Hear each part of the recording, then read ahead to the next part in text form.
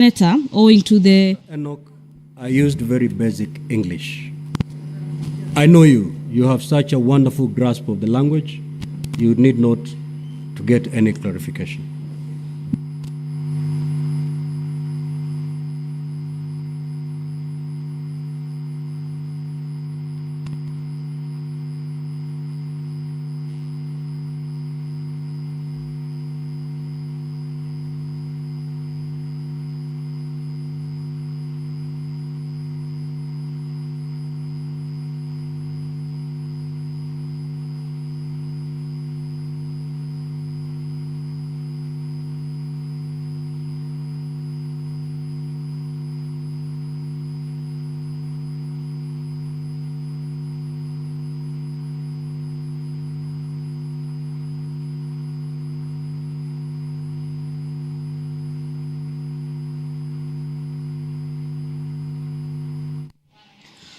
It is exactly 15:04 p.m.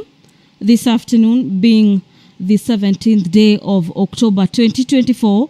The afternoon sitting of the Senate this afternoon was to kick off with the Deputy President taking the stand, bearing in mind the DP, His Excellency Rigathi Gachagua, is the sole witness in the case where the National Assembly, through the move of the motion, Honorable Mweng, and during this afternoon sitting, immediately after the commencement of business, the council representing the National Assembly have confirmed to the House that they do not intend to call more witnesses in regards to this case. The counsel for the Deputy President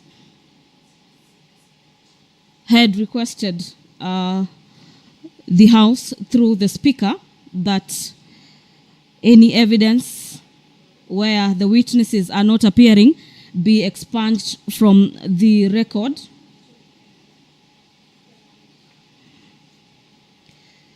It is a moment of waiting at the Senate this afternoon as the House awaits the arrival of the Deputy President Rigathi Gachagua, who is set to take this stand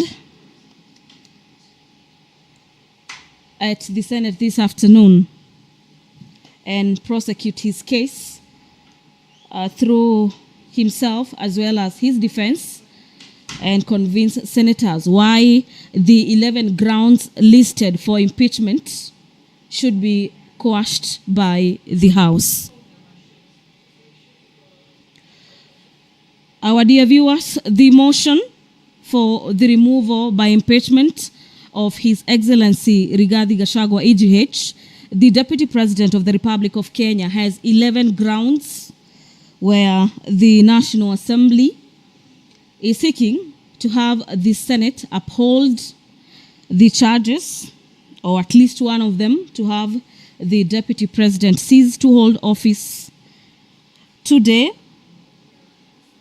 The mover of this motion, Honorable Mwengi Mutuse, who also serves as Kibwezi West lawmaker, has told senators for the better part of yesterday and today that his desire through this motion is that the House finds the Deputy President to have committed the offenses in this motion.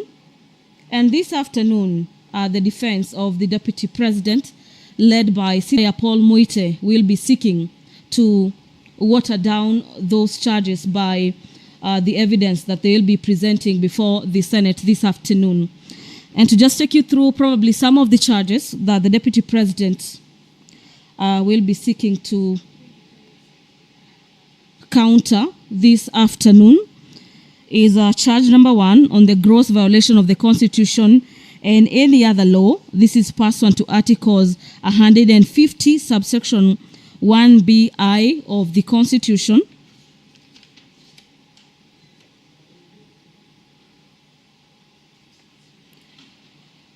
Charge number 2 in the impeachment motion by Honorable Member for Kibwezi West The honorable member alleges in his motion that there is gross violation of Articles 147 subsection 1 and 152 subsection 1 of the Constitution, where the Deputy President is being accused of undermining the presidency.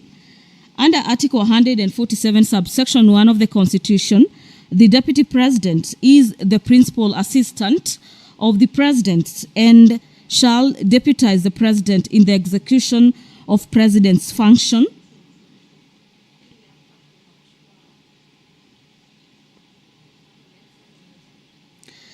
In this motion, the Honorable Deputy President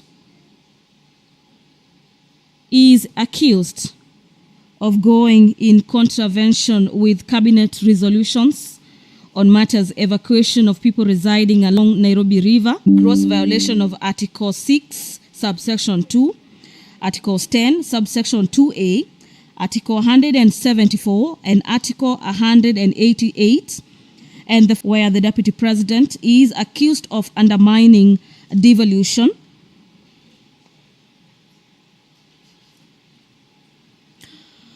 The mover of the motion in his motion states that on the 20th of September 2024, His Excellency Rigathi Gachagua, recklessly unmindful of the high calling and dignified status of the office of the Deputy President, unlawfully interfered with the running of the Nairobi County government by holding a public rally in which he incited citizens against lawful directives by the Nairobi City County government on the planning and relocation of markets.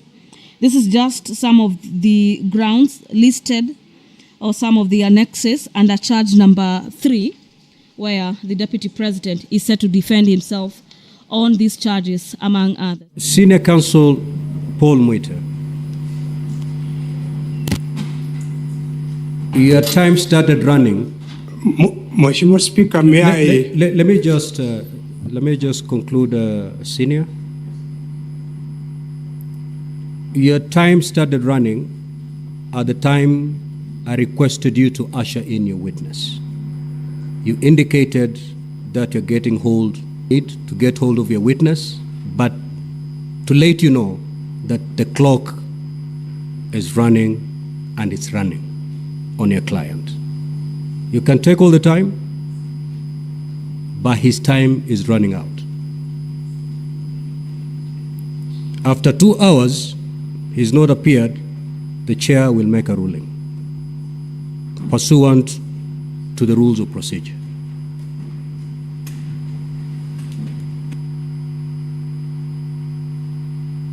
May I start first and foremost by expressing apologies and regrets that the Deputy President is not here, and by not being here, the inconvenience and delay caused to Mheshimiwa Speaker and to honorable senators.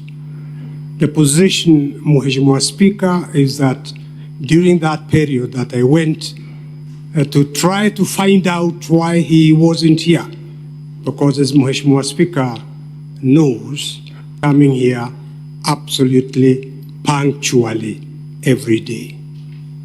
The sad reality is that the Deputy President of the Republic of Kenya has been taken sick, very sick, and as I address Mr. Speaker in this honorable House, senators, he is in hospital, Mheshimiwa Speaker. That is a sad reality.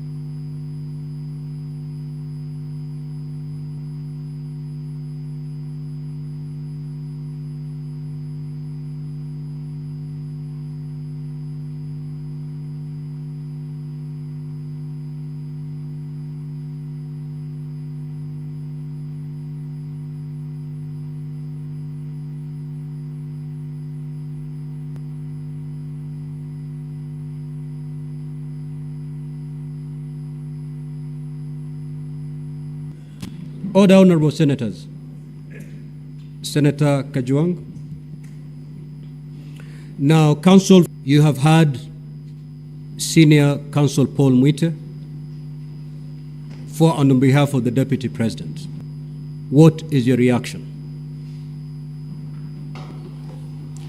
This is a house governed by the rule of law. We truly empathize that His Excellency, the Deputy President, has found himself in, pursuant to Rule 11 of the Rules